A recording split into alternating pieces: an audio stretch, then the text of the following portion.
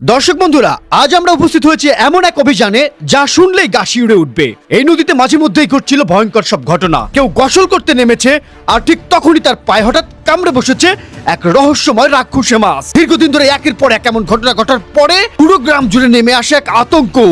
অবশেষে গ্রামবাসীর উদ্যোগে নেওয়া হয় কঠিন সিদ্ধান্ত। সুদূর বগুড়া থেকে খবর দেওয়া হয় এক পাক্কা অভিজ্ঞ শিকারীকে। শুরু হয় বহুল প্রতীক্ষিত সেই অভিযান।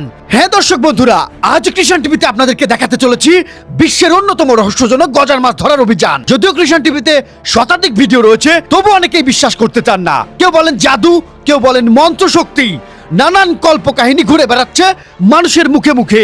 কিন্তু আজ সেই সব ধারণা বদলে দিতে শিকারী আর গ্রামবাসীর একসাথে বিশাল নৌকা নিয়ে মাছ নদীতে অবস্থান নেয়। তার পাশে নিস্তব্ধ সবাই চুপচাপ অপেক্ষা করছে। হঠাৎ করে নদীর বুকে ভেসে ওঠে বুদবুদ। সেই মুহূর্তেই শিকারীর চোখে পড়ে অস্বাভাবিক নড়াচড়া। আর এক সেকেন্ডও দেরি না করে অদ্ভুত এক বিশেষ জাল হাতে নিয়ে লাফ দেন নদীতে। প্রায় 15 থেকে 20 ফুট গভীরে ডুব দিয়ে মুহূর্তের মধ্যেই তুলে আনলেন বিশাল আকৃতির এক গজার মাছ। দর্শক বন্ধুরা, এক অবিশ্বাস্য দৃশ্য।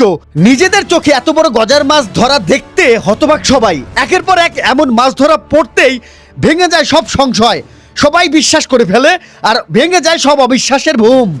সব মিলিয়ে এই দুঃসাহসিক অভিযানে শিকারীদের প্রশংসায় পঞ্চমুখ হয়ে ওঠে পুরো গ্রামবাসী। এমন রোমাঞ্চকর বাস্তব রহস্যময় ভিডিও পেতে কৃষাণ টিভির সাথেই থাকুন। চলুন না আবার আরেক পর্বে, এই পর্বেই আরেক টান মাছ ধরা দেখে আসি। আপনাদের সাথে নিয়ে, গ্রামবাসীদের সাথে নিয়ে এই অনন্য অভিযানে সাথে রয়েছে আমি আরমান শাহ। কৃষাণ টিভি থেকে আপনাদের সামনে ভয়েস ওভারের মাধ্যমে আপনাদেরকে বোঝানোর চেষ্টা করছি। দর্শক, আপনারা জানতে চান অনেকে যে এই মাছগুলো ধরে কোথায়। আসলে আপনাদেরকে আবারও জানিয়ে দিচ্ছি, এটা ধরছে, আপনারা জানেন যে পাবনা জেলার মধ্যে দিয়ে প্রবাহিত একটি নদী ইছামতি নদী। সেই ইছামতি নদী বিশেষ করে পাবনা জেলা শহর দিয়ে প্রবাহিত হয়ে এদিকে আতাইকুলা, তারপরে হচ্ছে আমাদের সাথিয়া দিয়ে যে গেছে। মূলত আমার বাড়ির পাশে, কৃষাণ টিভির বাড়ির পাশে এই নদী ইছামতি নদী সংলগ্ন। মূলত সেইখানেই এই অভিযান চলে। এই অভিযানের সময়সীমা বলে দেই, এই যে মাঝখানে পাটের জাগ দেওয়ার আগের যে একটা সময় আসবে, মূলত সেই সময়েই এই মাছগুলো ধরা হয়। যেহেতু নদীতে এভাবে মাছ ধরা হয়, চাষ করা হয়, এজন্য এই মাছগুলো একদম পানির গভীরে থাকে, যার কারণে একটা নির্দিষ্ট সময় ধরে বেঁধে দেওয়া হয় এবং এই বগুড়া থেকে এই শিকারীদেরকে ডেকে নিয়ে এসে এই মাছ ধরানো হয় প্রতি বছর।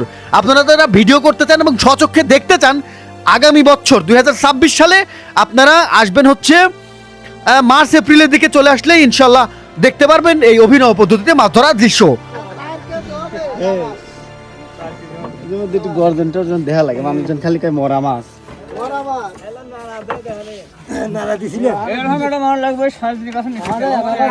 ভিডিও